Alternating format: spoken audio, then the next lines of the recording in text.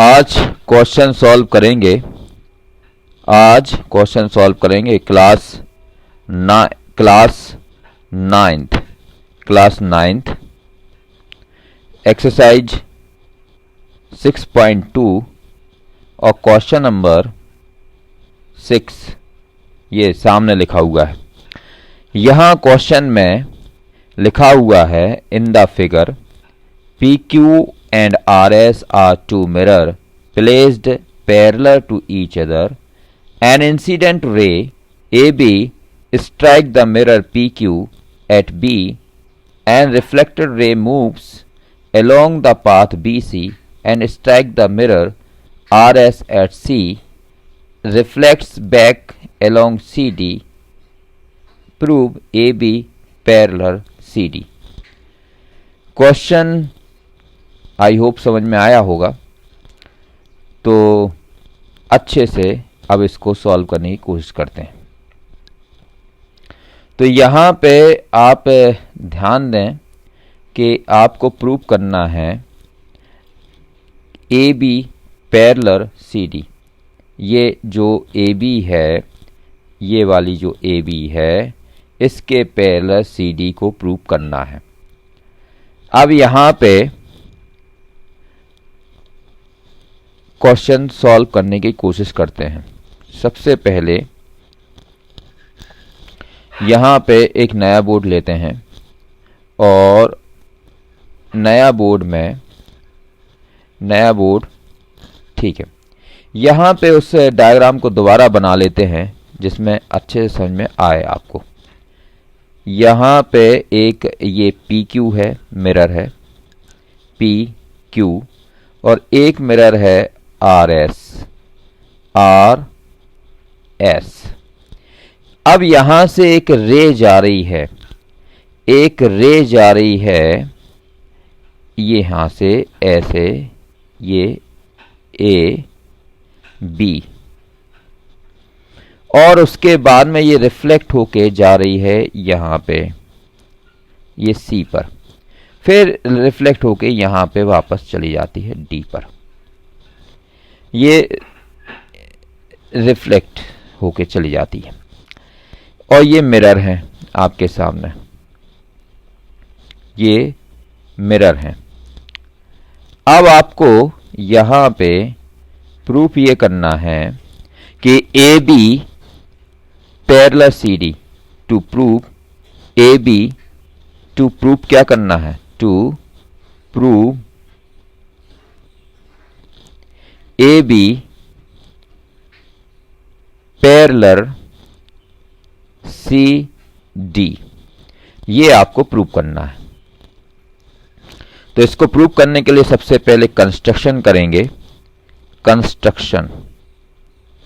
तो कंस्ट्रक्शन जब करेंगे तो यहां पे कंस्ट्रक्शन करेंगे तो यहां पे आप एक BM परपेंडिकुलर ड्रॉ कर लें। BM परपेंडिकुलर ड्रॉ कर लें किसके ऊपर? PQ के ऊपर। और साथ में CN परपेंडिकुलर ड्रॉ कर लें किसके ऊपर? RS के ऊपर। तो आपने BM ये परपेंडिकुलर ड्रॉ कर दिया है और यहाँ पे CN ये ड्रॉ कर लिया है, यहाँ पे परपेंडिकुलर ड्रॉ कर दिया है। यहाँ पे इसका नाम N है, इसका नाम है M। और साथ में ये जो एंगल बन रहे हैं इनके नाम भी दे दो, 1 2 और यहाँ पे 3 और यहाँ पे 4। एंगल के नाम देने के बाद में, ये ड्रॉ करने के बाद में, अब आप देखें कि ये जो BM है और CN है ये दोनों परपेंडिकुलर हैं। अब यहां जगह बनाते हैं, उसके बाद में आगे सॉल्व करते हैं। ये यहां पे अब आप यहां देखेंगे कि ये जो BM है और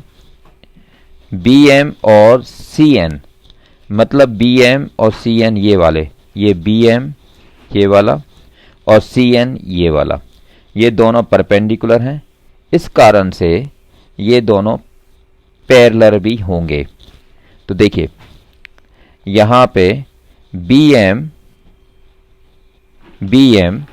पैरेलल CN, और ये जो लाइन है ये ट्रांसवर्सल का काम कर रही है, ये वाली लाइन। तो ये जो लाइन है वो ट्रांसवर्सल का काम कर रही है। एंड आपकी BC ट्रांसवर्सल, जब BC ट्रांसवर्सल है तो आप देखेंगे कि ये वाला एंगल ये और ये दोनों अल्टरनेट एंगल बराबर रहेंगे, तो इनको हम ऐसा लिख सकते हैं कि इसको लिख सकते हैं angle 2 is equal to angle 3 alternate angles. इसके बाद में आप इसमें यहाँ पे दोनों तरफ 2 का मल्टीप्लाई कर दें तो 2√2 इज इक्वल टू 2√3 ऐसा हो गया। तो इसको हम ऐसा भी लिख सकते हैं, फिर जगह बनाते हैं, इसको हम जगह बनाते हैं, यहाँ पे फिर से जगह बनाते हैं। ये इसी को आगे लिखा जा सकता है, इसी के आगे लिखा जा सकता है 2√2 को आप लिख सकते हो 2 एंगल 2 को लिख सकते हो angle 2 plus angle 2 is equal to angle 3 plus angle 3 ऐसा लिख सकते हैं। अब यहाँ पे आप ध्यान दें कि लॉ ऑफ रिफ्लेक्शन क्या कहता है।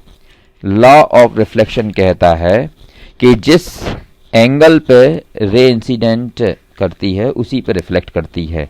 तो यहाँ पे angle 1 is equal to angle 2 होगा और angle 3 is equal to angle 4 होगा। क्यों होगा? Law of reflection law of reflection के द्वारा ऐसा होगा। तो लॉ ऑफ रिफ्लेक्शन के द्वारा ऐसा होगा। तो आप 2 की जगह 1 लिख सकते हैं क्योंकि ये बराबर है, और 3 की जगह आप 4 लिख सकते हैं क्योंकि ये बराबर है। तो फिर यहाँ जगह बनाते हैं और यहाँ पे जगह बनाते हैं। तो अब आप लिख सकते हैं यहाँ पे angle 1 plus angle 2 is equal to angle 3 plus angle 4 ये। और अब आप देख रहे हैं कि जब 1 और 2 को प्लस कर दिया तो ये पूरा एंगल बन गया, और 3 और 4 को जब प्लस कर दिया तो ये पूरा एंगल बन गया। तो ये आपका एंगल बन गया है ABC is equal to BCD, angle BCD। और ये कौन से एंगल हैं? ये हैं अल्टरनेट एंगल्स। तो जब अल्टरनेट एंगल्स बराबर होते हैं तो लाइन पैरेलल होती हैं। तो इससे ये प्रूफ हो गया कि AB पैरेलल होगी CD के, और इसी को हमें प्रूफ करना था। तो इस प्रकार से इस क्वेश्चन को आपने प्रूफ कर लिया। आई होप समझ में आया होगा। बाकी नेक्स्ट वीडियो में। Thank you.